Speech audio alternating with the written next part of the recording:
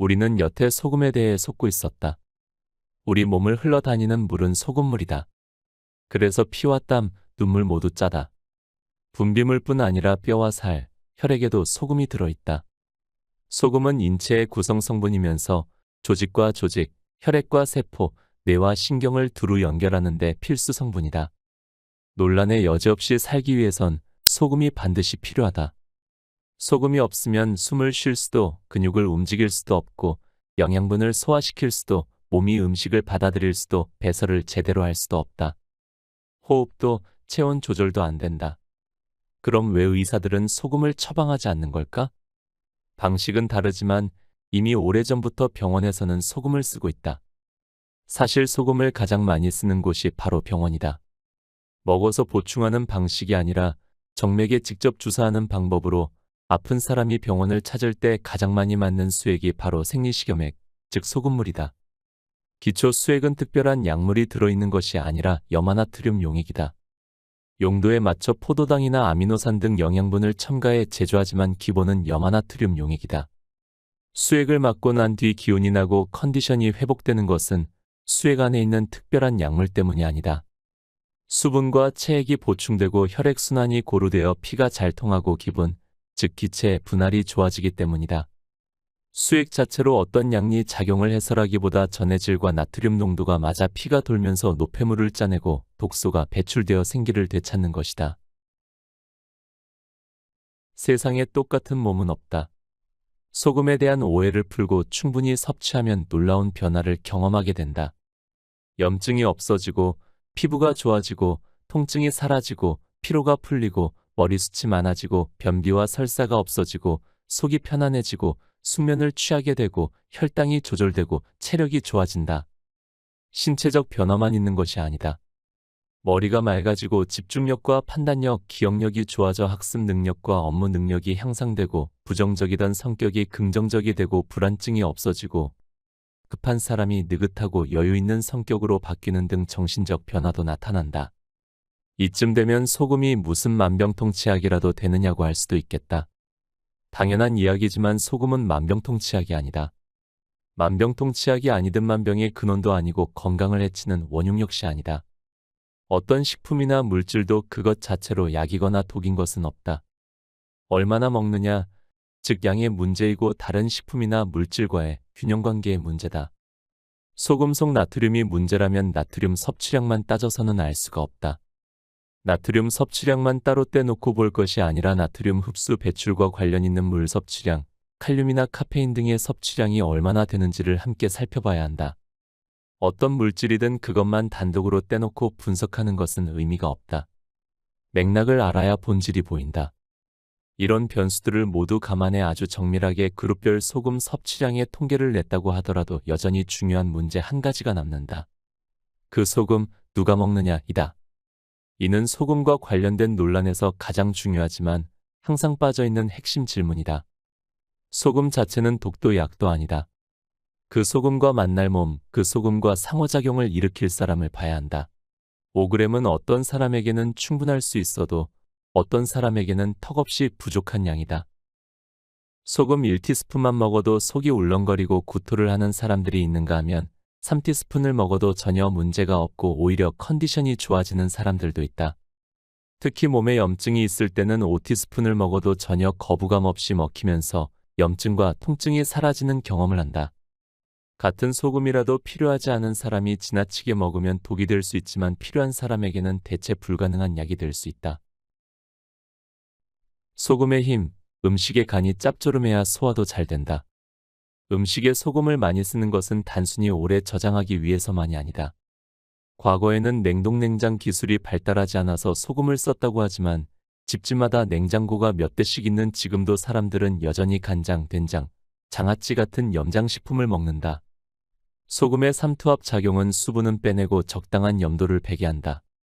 그리고 부패성 미생물 작용을 억제하고 유익한 균의 발효 기능을 활성화한다. 짠맛은 입맛을 돋우는데 입맛이 없을 때 간장게장은 밥도둑이 되고 참기름에 간장을 넣어 쓱쓱 비벼 먹거나 장조림, 장아찌 등 짭조름한 것이 들어가면 없던 식욕도 생긴다. 여름에 오이지, 짠지 같은 것을 먹고 나면 피곤이 가시고 기운이 나고 더위에 지친 입맛도 돌아온다. 소화 기능이 떨어져 있고 몸이 안 좋을 때는 입맛에 따라 짭조름하게 먹는 게 좋다. 소금기는 독소를 중화시키고 썩는 것을 막고 발효시켜 효소 활동을 활발하게 해주기 때문이다. 수십 년을 먹어왔던 소화제를 끊고 입이 짧은 아이가 먹성 좋은 아이로 바뀌고 늘 가스가 차서 더부룩했던 속이 편안해져 세상이 달라 보일 정도다. 짭조름하게만 먹어도 속은 훨씬 편안하고 가벼워진다. 옛 문헌들의 기록에서 알 수 있듯 소금은 오래된 체기를 없애는데 도움이 된다. 평소 입맛대로 짭조름하게 먹고 필요한 경우 식사소금을 따로 챙겨 먹으면서 소화제 먹을 일이 없어졌다는 사람이 많다. 우리 몸은 받아들이기 어려운 재료가 들어오거나 음식을 소화하고 흡수시킬 수 없는 상태가 되면 밖으로 밀어내는데 이때 두드러기나 뾰루지 같은 형태로 드러난다. 피부 트러블의 상당수가 소화와 관련이 있다. 소금의 힘, 머리를 맑게 해준다. 나이가 들면 종종 예전 같지가 않네. 나이 먹으니까 머리가 다 굳었어. 입속에 맴돌기만 하고 생각이 나질 않네라는 말을 한다. 머리가 굳고 뇌가 턱턱거리는 느낌이 드는 것이다. 기억력이 떨어지고 아이디어도 빨리 떠오르지 않아 속상하다고들 말한다. 나이가 들었다고 다 그런 것도 아니고 젊다고 해서 다 괜찮은 것도 아닌데 말이다. 시험지만 받으면 눈앞이 깜깜해져 하는 문제도 제대로 풀지 못했다고 괴로워하는 10대도 꽤 있다. 공자는 인자요산 지자요수라고 했다. 어진 사람은 산을 좋아하고 지혜로운 사람은 물을 좋아한다는 뜻이다. 물, 수기호는 지혜로움의 상징이다. 물질 가운데 정보가 가장 잘 새겨지는 매체가 물이다. 물은 순수해서 파동의 고유의 성질이 없다 보니 파동이 가장 잘 실리고 정보를 그대로 기억한다. 딱딱한 흙바닥에 돌멩이를 던지면 부딪혀 그대로 튕겨나오지만 호수에 돌멩이를 던지면 그 파장대로 파문이 일어난다. 물이 지구 전체를 순환하면서 필요한 곳에 정보를 전달하듯 물은 우리 몸 곳곳을 돌면서 정보를 실어 나른다.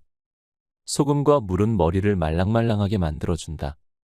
소금은 잉태 순간부터 죽을 때까지 평생 뇌세포가 살아 일하는 동안 신경세포의 정보 처리에 반드시 필요하다. 1000억 개에 달하는 뇌신경세포는 혈중 나트륨 부족에 민감하게 반응한다. 뇌세포에는 미세한 전류가 흐르고 신경자극이 전달되는데 아무리 뛰어난 뇌라도 소금과 물 없이는 제 기능을 발휘할 수 없다. 건강을 찾기 위해 좋은 소금을 먹고 입맛대로 간간하게 먹으면서 머리가 좋아졌다는 사람이 많다. 나이와 무관하게 공부가 좋아졌다는 사람도 많은데 심지어 60대 나이에 고시 공부를 해도 붙을 것 같다면서 두뇌가 젊어졌다고 이야기하는 사람들도 있다. 청소년이나 수험생의 경우 수학과 과학처럼 논리적 사고를 요하는 과목의 성적이 오르자 부모가 챙기지 않아도 알아서 소금을 잘 챙겨 먹는다고 한다. 실컷 공부하고도 막상 시험지를 받으면 눈앞이 캄캄해지는 증상이 사라졌다고 말하는 학생도 있다. 애초에 소금을 먹게 된 계기는 비염이나 아토피, 허리병 등 몸의 문제였지만 몸이 좋아지면서 머리가 맑아지고 사고력과 집중력도 좋아져 깜짝 놀라곤 한다. 건강을 찾은 고시생들이 단기간에 합격했다는 소식이 전해지면서 입소문이 나더니 수년간 고시생들이 줄지어 찾아오기도 했다. 머리를 많이 쓰는 직업을 가졌거나 중요한 의사결정을 내릴 때 깊이 사고해야 하는 경우 더더욱 물과 소금을 잘 챙겨 먹고 뒤쪽을 잘 풀어줘야 한다. 그러면 뇌로 가는 혈액 공급이 잘 되고 뇌세포의 신경자극 전달이 잘 이루어져 지혜롭게 바라보고 최선의 의사결정을 내릴 수 있다. 소금을 먹기 딱 좋은 시간. 동트는 새벽부터 정오 이전까지의 시간은 생명의 입장에서 보면 예열하고 불을 붙이는 시간이다. 본격적으로 심장을 뛰게 하려면 오행에서 화기인 불 기운이 필요하다. 양 기운이 지배하는 오전 시간대에 물과 소금을 많이 먹으면 일어나는 불 기운을 물로 가라앉힐 수 있다. 오전에 수분을 지나치게 섭취하면 오후로 갈수록 몸이 무거워지고 식곤증이 생기고 피로감을 느껴 체력이 떨어진다. 사실 같은 음식도 아침에 먹으면 더 짜게 느껴진다. 아침부터 라면을 먹거나 고기를 구워 먹는 집은 흔치 않다. 소금이 아무리 좋아도 아침부터 먹으면 이제 막 타오르기 시작한 불씨에다 물을 끼얹는 것과 같다. 이처럼 소금은 수렴하고 가라앉히는 기운이 강하다. 짜내고 걸러내는 일은 하루를 보내고 난 늦은 오후, 저녁이나 밤 시간에 적당하다. 아침에는 쌉쌀한 커피가 맛있고 한창 일할 낮 시간에는 달달한 맛이 피로를 풀어주고 저녁으로 넘어가면서는 얼큰한 찌개나 국이 당긴다. 밤 시간에는 야식의 주 메뉴인 짭짤한 것이 생각나는데 소금기가 필요하기 때문이다. 소금을 먹기 좋은 시간은 저녁 무렵으로 액체에서 액은 물수에 밤야가 합쳐진 글자다. 동물도 낮 시간보다 해거름에 물을 많이 마신다. 그러나 현대인은 낮밤이 바뀐 생활을 하는 사람이 많아서 예외인 경우가 종종 있다. 소금이 몸을 살린다. 간이 딱 맞다는 맛에 있어 최고 표현이다. 훌륭한 요리도 간이 맞지 않으면 맛이 없다. 영양학적으로 완벽하게 조리된 음식도 간이 안 되어 있으면 먹을 수가 없다. 오래된 맛집, 시어머니의 음식 솜씨 비법, 유명 셰프들이 맛의 비결로 꼽는 것이 바로 간이다. 음식과 그것을 먹는 사람 간의 만남, 그 절묘한 맛의 접점이 바로 간이다. 간이 맞아야 맛도 좋고 소화도 잘 된다. 음식을 먹었을 때 소화가 잘 돼야 피가 되고 살이 되고 힘도 쓸 수 있다. 이런 간의 핵심은 바로 소금이다. 분자요리학의 대가 페란 아드리아는 소금은 요리를 바꾸는 단 하나의 물질이다라고 말했다. 예로부터 우리 어머니와 할머니는 음식 맛은 장맛이다 잘 되는 집은 장맛부터 다르다라고 했다. 소금은 단순히 짠맛을 내는 조미료가 아니다. 어떤 재료든 그 고유한 맛과 식감을 살려주고 각기 다른 재료들의 맛을 한데 어우러지게 해준다. 또한 쓴맛은 누그러뜨리고 단맛은 더 부드럽게 살려준다. 소금은 맛뿐 아니라 물성과 풍미까지 바꿔준다. 채소와 과일의 색상을 더 선명하게 만들어주고 국수가 들러붙지 않으면서 탱탱한 식감을 갖게 해준다. 빵을 부풀게 하고 떡을 쫀득하게 하며 과자를 바삭거리게 한다. 조직을 그 상태로 오래 보존하게 해준다. 고기와 생선의 잡내를 없애고 기름기를 빼주어 풍미를 끌어올려준다. 딱딱한 것을 연하게 하고 역겨운 냄새를 없애주고 형태와 색깔을 유지시켜준다. 간장과 된장이 싱거우면 구더기가 생기고 김치에 소금 간이 제대로 안 되어 있으면 물러서 먹을 수가 없다. 이렇듯 소금을 친다는 건 음식을 먹을 수 있는 상태로 만드는 가장 기본적 행위다. 곁에 두고의 짧은 생각. 뭐든 그러지만 뻔한 내용보다는 예측하지 못한 내용이 더 끌립니다.